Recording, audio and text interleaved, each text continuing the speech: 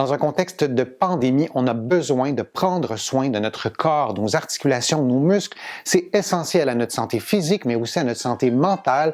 On a même parfois peur de perdre la tête à force d'être à l'intérieur de la maison. C'est important de bouger. Aujourd'hui, je vous donne des conseils, des trucs simples à suivre pour vous aider à bouger plus régulièrement à la maison. Je suis Denis Fortier. Si vous êtes nouveau ici sur ma chaîne YouTube, je vous conseille de vous abonner en cliquant sur le coin inférieur droit de l'écran. Je vous invite aussi à vous abonner gratuitement à mon infolettre en visitant mon site web, le www.denisfortier.ca. Vous allez voir aussi l'onglet pour prendre rendez-vous. Je donne des consultations en ligne, donc ça se fait en téléréadaptation. C'est vraiment très simple et c'est très efficace. On passe beaucoup de temps à l'intérieur ces temps-ci dans un contexte de pandémie, mais c'est vrai aussi dans d'autres contextes et c'est important de prendre soin de sa santé physique, de sa santé mentale aussi, c'est absolument fondamental et c'est pas si simple que ça lorsqu'on est confiné à l'intérieur et ce n'est pas si simple que ça non plus dans d'autres contextes, comme je le disais, et le meilleur truc qu'on peut mettre en pratique pour prendre soin de sa santé physique et de sa santé mentale, c'est de bouger. On le dit souvent, parfois c'est un peu abstrait. Donc aujourd'hui, j'avais envie de vous donner des conseils très précis. Comment faire pour bouger, particulièrement lorsque vous êtes confiné à la maison, mais ces conseils-là vont aussi pouvoir être utilisés plus tard lorsqu'on ne sera plus confiné. Le premier conseil que je vous donne, le premier truc en fait, c'est de faire une période d'échauffement, peu importe l'activité physique que vous allez faire. Ça peut être de la marche sur place. Si vous avez des escaliers à l'intérieur de votre appartement, ça peut être monter, descendre des escaliers. Ça peut être aussi aller bouger à l'extérieur parce qu'on a le droit quand même de sortir de chez soi avec certaines restrictions dépendamment de l'endroit où vous habitez, mais on a le droit. Donc, peu importe l'activité physique, faites une période d'échauffement d'environ 5 minutes. Qu'est-ce que c'est une période d'échauffement? Comment on fait ça si on n'en a jamais fait? Les conseils que je vous donne aujourd'hui, c'est aussi pour les non-athlètes, donc les gens qui ne sont peut-être pas habitués de faire une activité physique. Donc, une période d'échauffement, c'est de faire des mouvements qui sont semblables aux mouvements que vous allez faire durant votre activité physique, mais à vitesse réduite et avec une amplitude un peu moins grande. Si vous allez marcher, c'est de marcher peut-être au début un peu moins vite. Si vous faites des exercices de force avec des poids et haltères, c'est de faire les mêmes mouvements plus lentement, de plus faible amplitude, et vous augmentez graduellement ces paramètres-là de vitesse et d'amplitude pour arriver à un rythme qui va ressembler à ce que vous allez faire durant votre entraînement. Donc ça, c'est la période d'échauffement, la durée environ 5 minutes, comme je vous le disais. C'est absolument démontré scientifiquement. La période d'échauffement prévient les blessures. C'est aussi simple que ça. 5 minutes, ça va vous prévenir des blessures. C'est un mythe de dire que des exercices de souplesse faits avant l'entraînement préviennent les blessures. Ça n'a jamais été démontré scientifiquement. Donc, la période d'échauffement de 5 minutes pour prévenir les blessures et pour vous préparer à l'activité physique. Le prochain conseil que je vous donne dans votre séance d'entraînement que vous allez faire à l'intérieur, à la maison ou à l'extérieur, surtout dans un contexte de confinement, c'est absolument essentiel de faire des exercices de souplesse. Cette pandémie-là, ça sera probablement aussi la pandémie de la sédentarité. On est confiné à l'intérieur, on ne bouge pas, on est souvent en position assise. Donc, c'est vraiment important que de faire en fait des exercices de souplesse. Et là, et ça c'est bien important, vous devez assouplir les muscles et que les muscles. Il y a une souplesse qui existe, qui est la souplesse ligamentaire. Je vous donne un exemple. Si vous prenez votre main comme ça et vous essayez, moi je suis incapable de placer votre pouce sur votre avant-bras, moi j'y arrive pas. Si vous y arrivez, peut-être que vous avez de l'hyperlaxité ligamentaire. Allez voir ma vidéo qui vous explique ce que c'est. Vous allez même pouvoir faire un test en écoutant la vidéo pour voir si vos ligaments sont très mobiles. Donc, des exercices de souplesse, ce n'est pas fait pour travailler les ligaments. On se doute que ça, ce n'est pas un exercice à faire pour augmenter la souplesse ligamentaire. D'une part, c'est inconfortable et d'autre part, un ligament, la souplesse d'un ligament ne se modifie pas.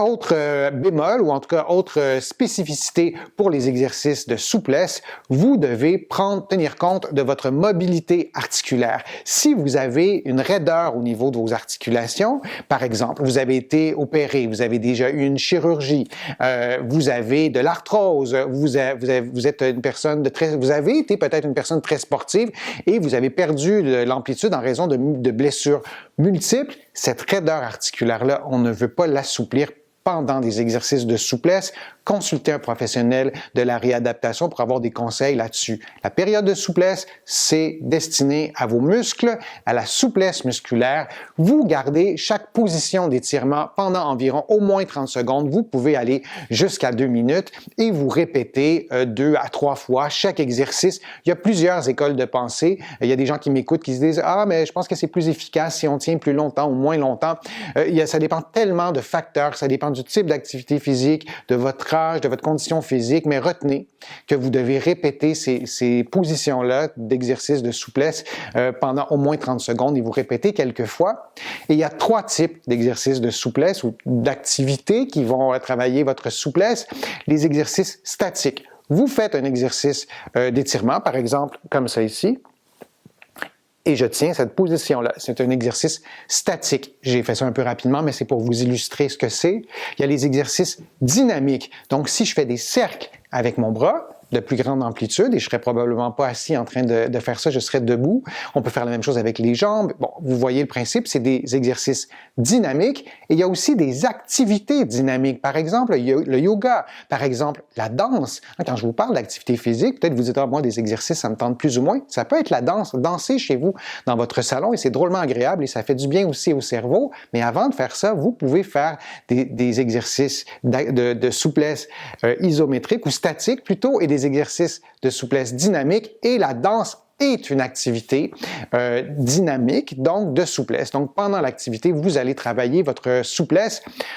Essayez de faire ça au moins pendant 5 minutes à chaque séance. Vous pouvez en faire un peu plus. Ça dépend aussi de nos goûts. C'est important de choisir des choses qu'on aime, mais ça vous donne une idée de la durée et des exercices de souplesse que vous allez faire. L'autre conseil que je vous donne, c'est de faire des exercices de renforcement. Et là, on pense tout de suite aux poids et haltères. Vous m'écoutez, peut-être que vous vous dites, pour moi, les poids et haltères, c'est pas important, c'est pas une priorité. Je veux pas avoir des gros muscles, c'est pas ça que je veux. Mais on oublie, lorsqu'on se dit ça, on oublie l'importance de la musculature sur notre santé physique et notre santé mentale. Plus on a des muscles en santé, plus notre cerveau se porte bien. Et tout ça est vraiment étroitement relié. Je vais vous parler du cardiovasculaire dans quelques instants, mais parlons des muscles. La contraction musculaire, c'est essentiel à votre santé. Et en période de confinement, lorsque vous passez beaucoup de temps à la maison, ou ça peut être aussi beaucoup de temps au bureau, c'est le même principe, on ne contracte pas nos muscles pendant ce temps-là. C'est absolument phénoménal. C'est jamais arrivé dans l'histoire de l'humanité qu'on a si peu contracté des structures, des organes qui sont essentiels à notre santé. Vous pouvez le faire de différentes façons. Vous pouvez prendre donc des haltères, c'est bien connu, et vous faites des exercices avec différentes régions du corps. Il y a d'autres formes de résistance pour faire des exercices de résistance comme les poids et haltères. Il y a des bandes élastiques. Donc, là, ma bande élastique, elle est pliée, là, donc c'est vraiment quand même très résistant. Vous pouvez prendre ces bandes élastiques-là qui sont, avec un certain nombre de caoutchouc. Il y a des bandes élastiques qui sont en forme de haut, disons. C'est comme en anglais, on dit une loupe. Vous pouvez aussi prendre ces bandes élastiques-là. Donc, on peut le faire avec des poids, on peut le faire avec des bandes élastiques. Dans les gyms, on a aussi des appareils plus complexes, avec des poulies, des choses comme ça. Et vous pouvez prendre, et c'est ce qui est le plus simple, le poids de votre corps. Allez voir mes vidéos sur YouTube. Je vous donne beaucoup d'exercices de renforcement que vous pouvez faire, beaucoup de programmes d'exercices que vous pouvez faire à la maison, particulièrement dans un contexte de pandémie. Et donc, en utilisant le poids du corps, c'est ultra simple et c'est parfois beaucoup plus facile de se motiver lorsqu'on n'a pas à aller chercher un accessoire où on se dit, bon, moi, j'ai pas ça à la maison. Et en étant plus motivé, vous allez les faire aussi plus régulièrement. Donc ça, c'est des exercices de renforcement. Moi, je vous invite à répéter le même mouvement environ 10 fois. Vous faites 3 à 4 séries. L'idée, ce n'est pas d'avoir un poids qui est trop pesant, mais c'est aussi d'avoir un niveau de difficulté qui est suffisamment élevé pour aller stimuler ces muscles-là. Vous devez être un petit peu essoufflé lorsque vous faites vos exercices, idéalement. Et lorsque vous commencez des exercices de renforcement, comme ça, vous y allez graduellement. Faites juste une série au début, ajoutez une deuxième série ensuite. Donc, en y allant graduellement, vous allez pouvoir ajuster les paramètres à votre condition physique et c'est une bonne façon de prendre soin de vos muscles sans vous blesser et de prendre soin aussi de votre santé physique et mentale. Un autre conseil à vous donner lorsque vous faites votre entraînement et particulièrement dans un contexte de pandémie et de confinement, prenez soin de vos capacités cardiovasculaires ça aussi, c'est un élément qui est directement relié à votre santé physique et votre santé mentale. Dans votre cerveau, il y a des nerfs, bien sûr, on le sait, mais il y a aussi des vaisseaux sanguins, on le sait, ça aussi, mais ces vaisseaux sanguins-là, ils sont absolument essentiels à la santé de votre cerveau et les personnes qui maintiennent des capacités cardiovasculaires sont non seulement en meilleure santé, mais vivent plus longtemps et vivent avec une meilleure qualité de vie. Donc, comment on fait à la maison pour maintenir ou pour améliorer nos capacités cardiovasculaires? C'est assez simple. Il faut faire une activité physique qui accélère votre rythme cardiaque, mais si on fait ça encore plus simple, qui accélère votre rythme respiratoire.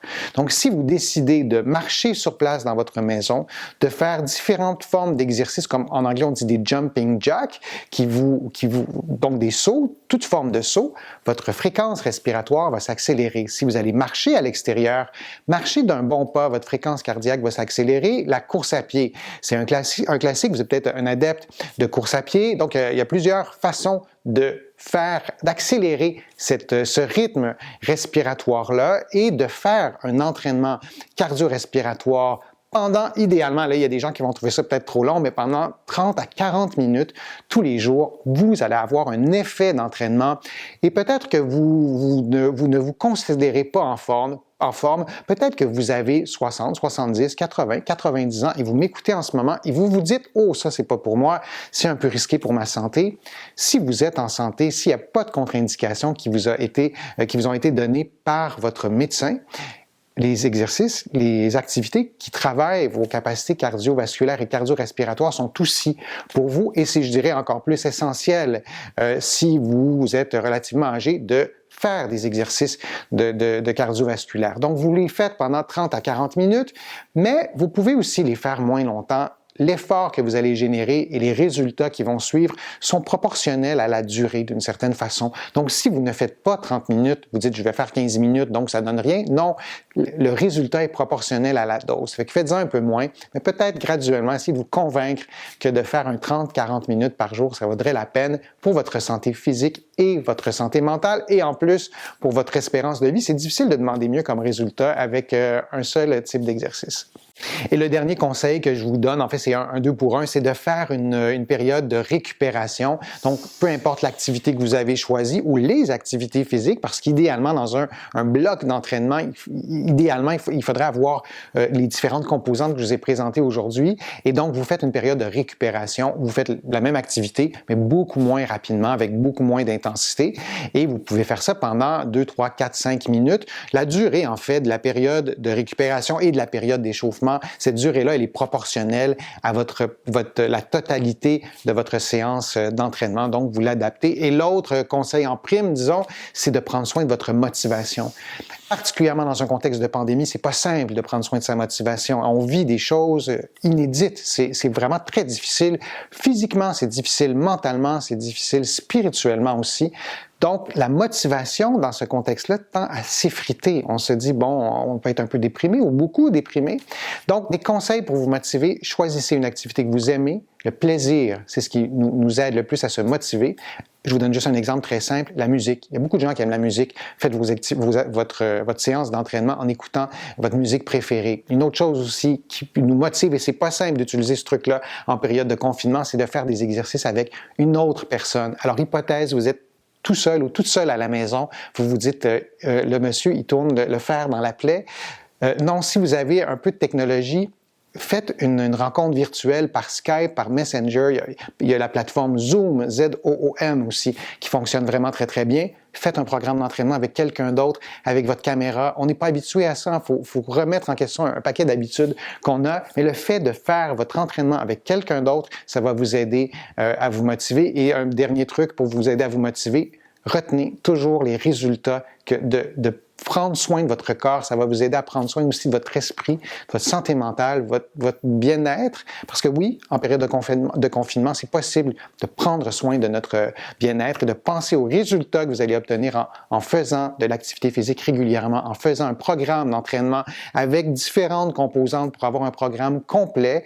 Ça va vous aider à vous motiver. Et vraiment, en terminant, la durée totale de votre séance d'entraînement. Ça aussi, choisissez une durée qui vous convient, vous aimez ça. Et ensuite, vous pourrez toujours l'allonger ou la réduire si vous voulez, et vous la faites idéalement 3 à 4 fois par semaine, tous les jours, c'est encore mieux. Si c'est une activité qui est très exigeante, vous faites cette séance-là une journée sur 2, et si finalement vous vous dites c'est beaucoup trop, et lui il me décourage avec ces choses, c'est vraiment trop compliqué, faites-le une fois par semaine. Faites juste un exercice une fois par semaine. Commencez par ça. Si ça vous plaît, réécoutez ma vidéo. Peut-être que ça va vous convaincre de rajouter un deuxième, un troisième exercice pour arriver à une séance d'entraînement. Mais je vous encourage vraiment à bouger, particulièrement en ce moment dans un contexte de pandémie. J'espère que ma vidéo vous a plu. Si c'est le cas, je vous invite à cliquer j'aime, à la partager sur les réseaux sociaux. Ça m'aide à avoir plus de visibilité. Ça m'indique aussi ce qui vous plaît, ce qui vous plaît moins. Vous allez trouver beaucoup d'informations aussi sur mon site web, le www.denisfortier.ca. Vous allez aussi trouver beaucoup d'informations dans mes livres qui sont disponibles au Canada, en librairie et sur le web. Mes livres sont aussi disponibles un peu partout à travers le monde, notamment en France, en librairie et sur le web. Je suis Denis Fortier. Bon courage. À bientôt.